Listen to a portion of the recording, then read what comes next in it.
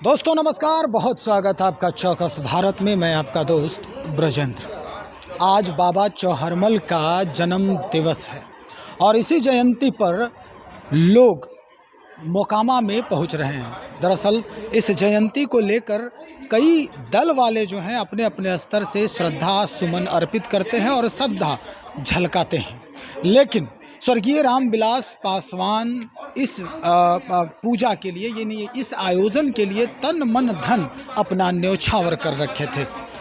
आज चिराग पासवान भी वहां पहुंच रहे हैं मोकामा में, इस कार्यक्रम को संबोधित करेंगे और यहां जितने भी लोग आएंगे उन्हें बाबा चौहरमल के तरफ से आशीर्वाद प्राप्त करने की शुभकामना देंगे।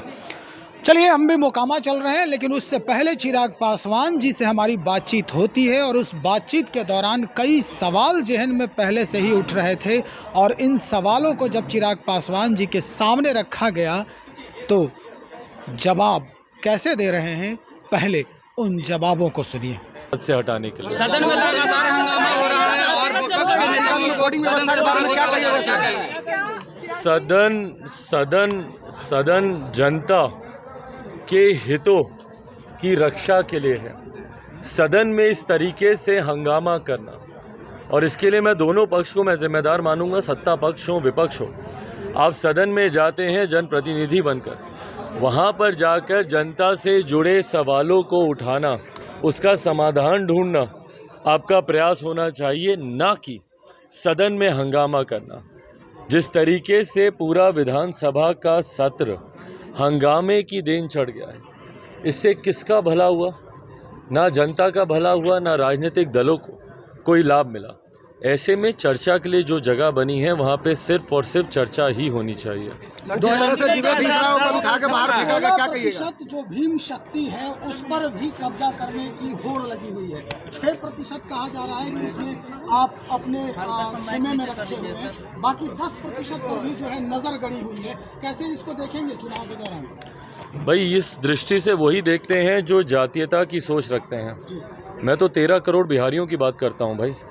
मैं 10%, 5%, 6%, 16% नहीं, ये प्रतिशतों में बांटकर ही बिहार का सबसे ज़्यादा नुकसान हुआ है। अगर बिहार में, मैं तो पूरे हिंदुस्तान में मानता हूँ, अगर कोई एक फ़र्क एक भेद है तो वो इतना कि एक अमीर जो अमीर होता जा रहा है, दूसरा गरीब जो गरीब होता जा रहा है। और अगर आप विकसित बिहार की अगर आप कल्पना करते हैं और आने वाले दिनों में अगर चाहते हैं कि बिहार एक विकसित राज्य बने, तो आपको सबको साथ लेकर चलना होगा। और इस गरीब जाति में, इस गरीब वर्ग में हर जात पात धर्म मज़हब के लोग हैं भाई। आपको सबको साथ लेकर चलने की बात करनी होगी। मेरी लड़ाई उसी दिशा में है। मैं किसी प्रतिशत की लड़ाई में अपने आप को मैं नहीं बांध रहा हूँ, क्योंकि मैं जानता हूँ कि जब तक बिहार के हर वंचित गरीब शोषित वर्ग से आने वाले व्यक्ति को उसका हक अधिकार नहीं मिलेगा, तब तक विकसित बिहार की कल्पना को हम लोग पूरा नहीं कर पाएंगे। देश का विकास रुक जाएगा। बिहार के उद्योग मंत्री कह रहे हैं कि अगर बिहार में विकास होगा, फैक्ट्रियां लगेगी, तो देश का विकास रुक जाएगा। देश का विकास रुक जाएगा। इसके लिए बिहार के विकास को हम लोग स्वाहा करते रहें। इनको चिंता देश की है कि बिहार की होनी चाहिए। ये मंत्री देश के लिए बने हुए हैं कि ये लोग बिहार की ये लोग चिंता करेंगे। और कैसे आएगा भैया व्यापारी? उस मॉल का हाल हम लोग देखे हैं ना, सोशल मीडिया पे सारी तस्वीरें वायरल हो रही हैं। मुंबई में रहने वाले व्यापारी बिहार में निवेश करते हैं और किस तरीके से लूटमार होती है यहाँ पे। कैसे आएंगे निवेशक? और जब तक बिहार में निवेश नहीं आएगा, जब तक बिहार में IT सेक्टर। मोकामा जा रहा हूँ, आर्यभट्ट जी का भी आज जयंती दिवस है। जैसा मैंने कहा कि ये वो नाम है जिसमें बिहारी होने पर हम सबको गर्व होता है, हमारे स्वाभिमान पर। जहाँ इन नामों पर हम लोग फ़ख्र करते हैं, वहीं जब इन नामों के हमारे प्रदेश से जुड़े होने के बावजूद प्रदेश में जातीयता का माहौल बनता है, प्रदेश में सांप्रदायिक हिंसा होती है, सांप्रदायिक दंगे होते हैं, तो कहीं ना कहीं बिहार के उस खोए हुए गौरव और स्वाभिमान पर प्रश्न उठते हैं। उसी की लड़ाई बिहार फर्स्ट, बिहारी फर्स्ट लड़ रहा है। इन्हीं महापुरुषों के आदर्श बनाते हुए, उन्हीं से सीख लेते हुए हर बिहारी को एकता का परिचय देते हुए आगे बढ़ने की ज़रूरत है। पहले हम लोग बिहारी हैं ये समझने की ज़रूरत है।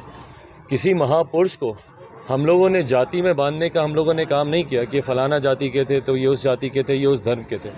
और यही एकता का भाव हर बिहारी के मन में आना चाहिए। आज की तारीख में पहले हम सब बिहारी हैं, पर दिक्कत यह है कि बिहार सरकार के लिए अब तो हम लोग को कोर्ट्स में भी बांध दिया गया है भैया। अब तो हम लोग सिर्फ जाति नहीं, हम लोग संख्या वाले भी हो गए। कौन 130वां है, कौन 128वां है, कौन 171वां है, कौन 79, कौन 90। अब तो सबके पास भाई कोड भी आ गए।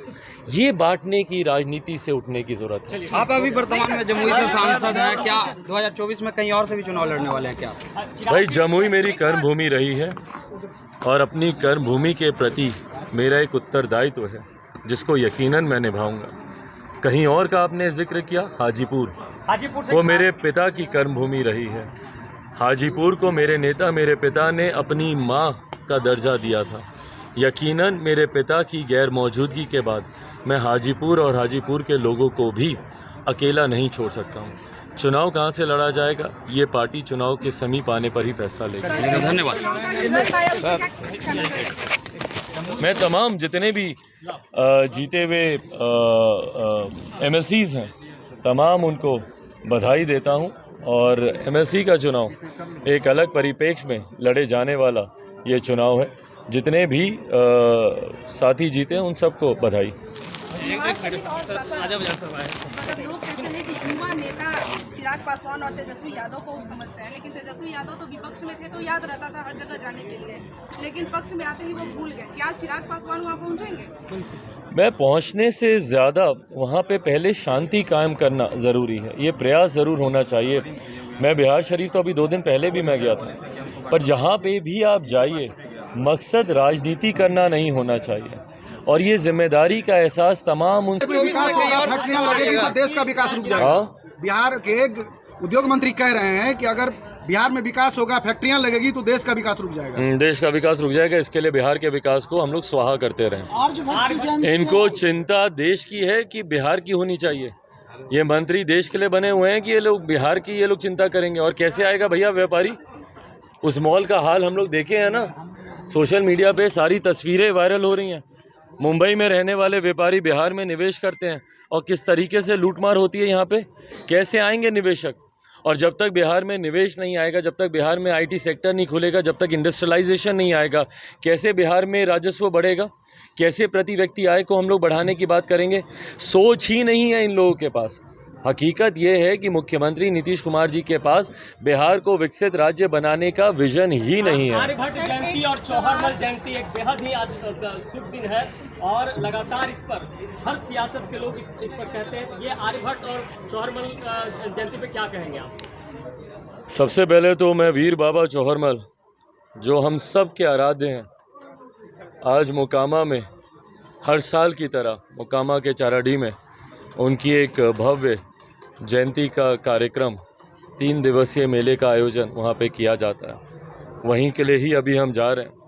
मेरे नेता, मेरे पिता आदरणीय रामविलास पासवान जी जब तक जीवित थे हर साल ना सिर्फ वो उस कार्यक्रम में जाते थे, बल्कि उस कार्यक्रम में जितना योगदान, उस कार्यक्रम को सुचारू रूप से होने के लिए जितना संभव प्रयास होता था वो भी वो करते थे, जिस बात को हमारे देश के प्रधानमंत्री आदरणीय नरेंद्र मोदी जी ने भी अपने ही शब्दों में स्वीकारा।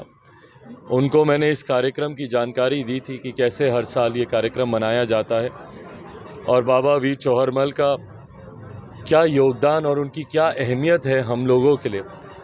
उसी के जवाब में प्रधानमंत्री जी का एक संदेश पत्र मुझे प्राप्त हुआ, जहाँ पे वीर बाबा चौहरमल का जिक्र करते हुए उन्होंने हमारे नेता आदरणीय रामविलास पासवान जी के भी अथक प्रयासों का जिक्र अपने उस पत्र में किया। उसी भावना के साथ आज मैं पुनः मोकामा जा रहा हूँ। आर्यभट्ट जी का भी आज जयंती दिवस है। जैसा मैंने कहा कि ये वो नाम है जिसमें बिहारी होने पर हम सबको गर्व होता है, हमारे स्वाभिमान पर। जहाँ इन नामों पर हम लोग फ़ख्र करते हैं, वहीं जब इन नामों के हमारे प्रदेश से जुड़े होने के बावजूद प्रदेश में जातीयता का माहौल बनता है, प्रदेश में सांप्रदायिक हिंसा होती है, सांप्रदायिक दंगे होते हैं, तो कहीं ना कहीं बिहार के उस खोए हुए नहीं छोड़ सकता हूँ। चुनाव कहाँ से लड़ा जाएगा ये पार्टी चुनाव के समीप आने पर ही फैसला लेगी। धन्यवाद। मैं तमाम जितने भी जीते हुए MLCs हैं तमाम उनको बधाई देता हूँ और एमएलसी का चुनाव एक अलग परिप्रेक्ष्य में लड़े जाने वाला ये चुनाव है। जितने भी साथी जीते हैं उन सबको बधाई। मतलब लोग कहते हैं कि युवा नेता चिराग पासवान और तेजस्वी यादव को समझते हैं, लेकिन तेजस्वी यादव तो विपक्ष में थे तो याद रहता था हर जगह जाने के लिए, लेकिन पक्ष में आते ही वो भूल गए। क्या चिराग पासवान वहाँ पहुँचेंगे? मैं पहुंचने से ज़्यादा वहाँ पे पहले शांति कायम करना ज़रूरी है, ये प्रयास ज़रूर होना चाहिए। मैं बिहार शरीफ तो अभी 2 दिन पहले भी मैं गया था, पर जहाँ पे भी आप जाइए मकसद राजनीति करना नहीं होना चाहिए, और ये जिम्मेदारी का एहसास तमाम उन सत्ताधारी नेताओं को होना चाहिए जो विपक्ष में होते हैं। तो उनकी कार्यशैली अलग होती है, उनकी भूमिका अलग होती है, लोगों से जुड़े हुए विषयों को उठाने का उनका प्रयास अलग होता है। पर सत्ता में आने के बाद जब वो इस जगह पर हैं जहाँ पर वो उनको वो सहूलियतें दे सकते हैं जिनका वादा विपक्ष में रहते हुए कर रहे थे, जब उन बातों को पूरा नहीं किया जाता तो यकीनन जनता में नाराज़गी होती है, जनता का विश्वास ऐसे नेताओं से उठने लगता है। तो सुन लिया आपने, कई सवाल थे। एक महत्वपूर्ण सवाल जो फिल वक्त जातिगत हो रही है, यानी जातिगत जनगणना जिसको कहा जाए, वो किया जा रहा है अपने राज्य में। दरअसल ये पूरी कवायद है इलेक्शन को लेकर, और ये पूरा चुनाव में जो जाति समीकरण हावी होता है उसको लेकर। जैसे ही हमने सवाल किया कि 16% जो है दलित और महादलितों की संख्या है अपने राज्य में, यानी यूँ कहें कि भीम शक्ति जो है वो 16% है। कई विशेषज्ञ जो हैं वो ये कह रहे हैं कि 6% तो चिराग पासवान जी का अपना है, बाकी 10% पर नीतीश कुमार यानी महागठबंधन की बात करें तो उसकी पैनी नज़र है, उसकी जो कड़वी नज़र है वो लगी हुई है। अब चिराग पासवान जी इसको कैसे देखेंगे, तो बड़ा अच्छा जवाब दिया है इन्होंने, ये जवाब आपने सुना ही होगा। उसके बाद आज आर्यभट्ट जयंती भी है, आर्यभट्ट दिवस भी है, आर्यभट्ट की आज जन्म दिवस भी है, तो आज इस पर भी इन्होंने बहुत सारी बातों को बताया है कि बिहार की पहचान ऐसे ही महान विभूतियों की वजह से है। चलिए हम पहुंचते हैं मोकामा और दिखाते हैं आपको कि क्या हुजूम है वहाँ पर, किस तरह की भीड़ लगती है और कितनी श्रद्धा है बाबा चौहरमल को लेकर। आप बने रहे हमारे साथ, बहुत शुक्रिया आपका।